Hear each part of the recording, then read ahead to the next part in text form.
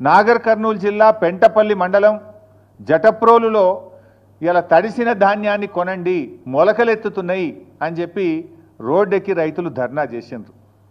జగిత్యాలలో తూకంలో 4 కిలోలు 5 కిలోలు ఎక్కువ పెడుతున్నారు, మాకు బస్తా మీద 5 కిలోలు తీస్తే క్వింటాల్కి మీద 10 కిలోలు పోతుంది అని చెప్పి జగిత్యాలలో రైతులు ఇలా రోడ్డెక్కి ధర్నా చేసిండ్రు. అదేవిధంగా సిరిసిల్ల జిల్లాలో తంగెలపల్లి మండలం జిల్లెల గ్రామంలో వడ్లు కొనుగోలు చేయడం లేదని సిరిసిల్ల సిద్దిపేట హైవే మీద రాస్తా రోకో చేసిండ్రు. అదేవిధంగా సన్నవడ్లు కొంటలేరు, 2 నెలల నుంచి సన్నవడ్లు అమ్ముకోవడానికి కళ్ళంలో వడ్లు పోసి ఎదురు చూస్తున్నామని చెప్పి రాస్తా రోకో చేసినారు. వనపర్తి జిల్లాలో రాత్రి భారీ వర్షం పడి సంచులన్నీ తడిసిపోయినాయి, మక్కలు తడిసిపోయినాయి, కొంటలేరు అని చెప్పి మరి వనపర్తి మార్కెట్ యార్డ్ బయట రైతులు ఇలా ఆందోళనకు దిగినటువంటి పరిస్థితి. మా ఈశ్వరన్న గారు నియోజకవర్గం ధర్మపురిలో రాయపట్నంలో కూడా అక్కడ వడ్లు కొనడం లేదని చెప్పి ధర్నా చేసి కంప్లైంట్ ఇస్తే అక్కడ సీఈఓ ప్రభాకర్కు నోటీసులు జారీ అయినటువంటి పరిస్థితి.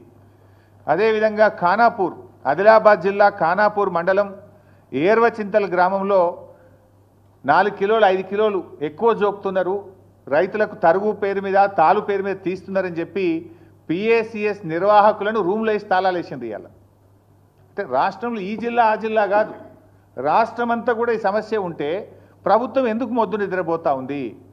ఏదో అంటే చూడు, రోమ్ తగలబెడుతుంటే ఫీడేలు వాయించుకున్న నీరో చక్రవర్తి లాగా రైతులు చనిపోతుంటే, రైతులు ఆత్మహత్య చేసుకుంటే, రైతులు రోజుల తరబడి పడిగాపులు కాస్తుంటే, రైతులు ఎండకు ఎండి వానకు తడిచిపోతుంటే మన ముఖ్యమంత్రి రేవంత్ రెడ్డి గారు ఏదో జూబ్లీ హిల్స్ ప్యాలెస్ చక్రవర్తి గారు మాత్రం అందాల పోటీల రివ్యూలు ఢిల్లీ ట్రిప్పుల్లో బిజీగా ఉన్నారు. ఇదా రైతుల పట్ల మీకు ప్రేమ?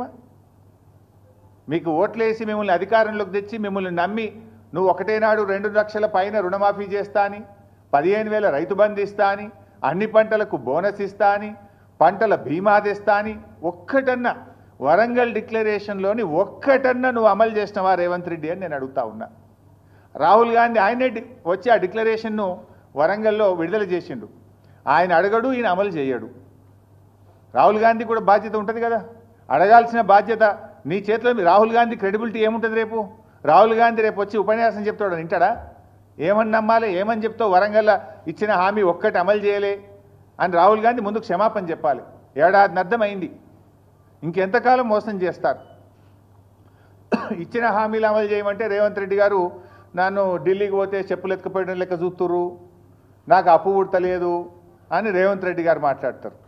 ఇవాళ పరిస్థితి ఏంటంటే ఆఖరికి పాకిస్తాన్ను నమ్మి అప్పిస్తున్నారు తప్ప రేవంత్ రెడ్డిని నమ్మి ఎవడు అప్పిస్తలేడు. నిన్న కూడా ఏదో పేపర్లు చూస్తే పాకిస్తాన్కి అప్పించినట్టు కనబడ్డది. అంటే నీ పరిస్థితి అట్లా తయారైపోయింది. ఏంది అసలు నీకు పాలన చేతగాక, నీ ప్రజెంటేషన్ సరిగా లేక, నువ్వు ప్రతిపక్షం మీద బురద జల్లబోయి నువ్వు తీసుకున్న గోతులే నువ్వే పడ్డావు. ఇప్పుడు ప్రభుత్వాన్ని నడపడం అంటే ప్రతిపక్షాల మీద దుమ్మెత్తి పోసినంత సులువు కాదు రేవంత్ రెడ్డి గారు.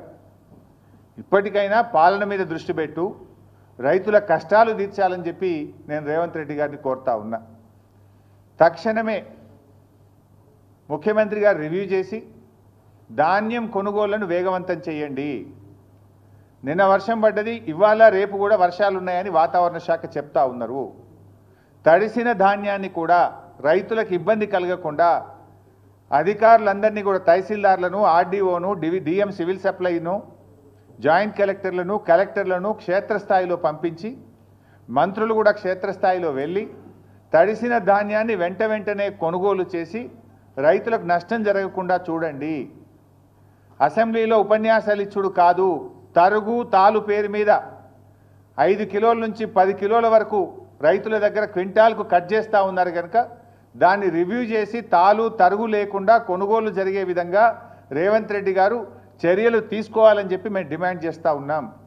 ఒకవేళ ప్రభుత్వం స్పందించకపోతే బీఆర్ఎస్ పార్టీ పక్షాన పెద్ద ఎత్తున కార్యాచరణ సిద్ధం చేసుకొని బీఆర్ఎస్ పార్టీ రైతుల పక్షాన పోరాటం చేస్తుందని చెప్పి కూడా ఈ ప్రభుత్వాన్ని హెచ్చరిస్తూ ఉన్నాం. Thank you.